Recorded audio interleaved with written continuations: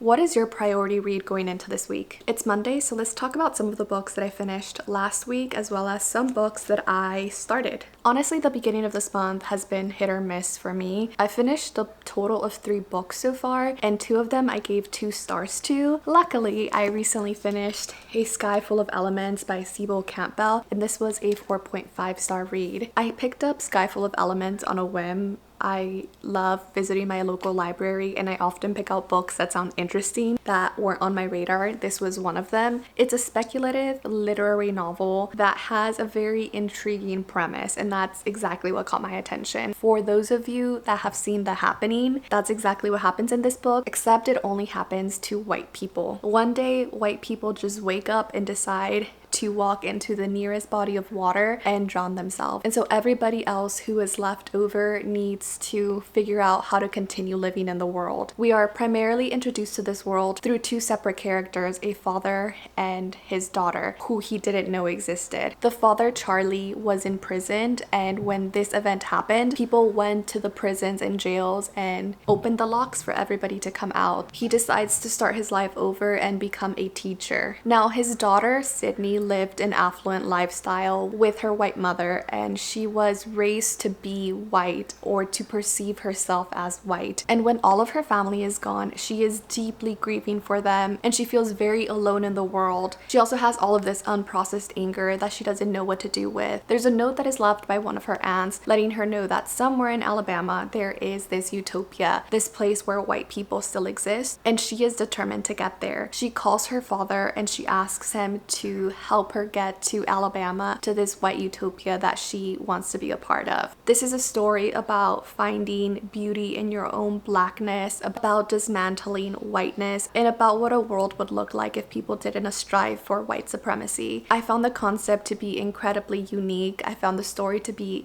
extremely engaging. There were some very beautiful and tender moments in this. It's also this exploration of fatherhood and about knowing your self-worth. I really enjoyed this book. I believe it's Cebo Campbell's first novel, and I will definitely be picking up any other book he writes in the future. On the other hand, I also finished No Place to Bury the Dead. This is by Sainz Borgo. This is translated from Spanish into English. This is a book that I received as a NetGalley art sometime this week, and it is sort of a dystopian literary novel following this mother, her husband, and her 2 kids in an unnamed Latin American country that has an epidemic of amnesia that has just broken out. The mother doesn't think that they are safe in their hometown, and so she convinces her husband to pack up everything and go on the road to go into a different country. They bring their 2 kids along, and in a tragic turn of events, her 2 kids die, and she begins to carry their dead bodies until she's able to find a place for them to rest. In one of the towns that they are in, she ends up meeting a local woman who helps put people to rest. I gave this book 2 stars, and I can't really quite put my finger on why. I will say that this story reminds me of the works of Fernanda Melchor and of Mariana Enriquez, but I didn't feel that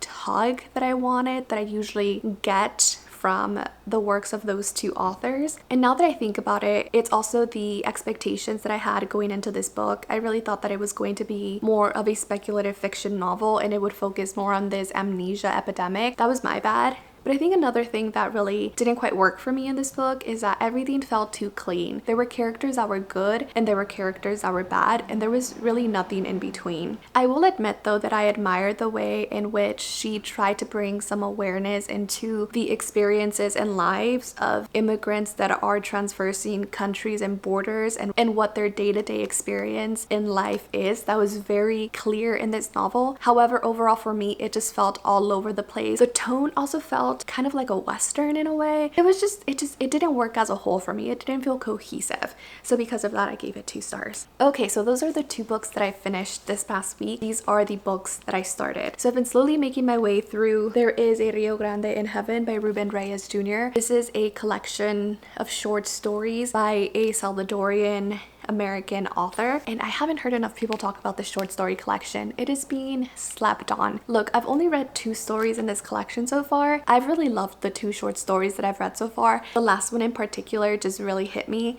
It was a story about grief. It's about this gay man whose Latino father has died and him trying to come to terms with his dad not being the person that he wanted or needed him to be when he was alive. So he ends up basically inserting some of his brain matter into this robot. It is an AI story, and basically this robot gains sentience and he's able to act like his dad. It was super intriguing, really loved it. We'll see what the rest of the collection is like, but so far. And then I ended up putting up a poll on Instagram about the last 2 books that are on my 10 before the end. It was between I Was a Teenage Slasher by C.M. Graham Jones and Time of the Flies by Claudia Piñero, and Time of the Flies won. And I'm actually so happy that this won because I had been putting it off for months. I just thought it wouldn't live up to Elena Knows, which I adore, and it's so good so far. We're following this character as she has just been released from prison. She was in there because she killed her husband's lover and now she got released on good behavior. While she was in prison, she became obsessed with flies and with fumigation, and so when she gets out, she starts a fumigation and private investigation company with someone that she spent time with in prison. Everything seems to be going well until one of her clients wants her previous skills that got her in prison. I'm about 51 pages into this one. I'm hoping to finish both of these this coming week. We'll see if that happens. So those are the books that I just finished, the books that I'm planning to read next, and what I'm currently reading. Okay, bye.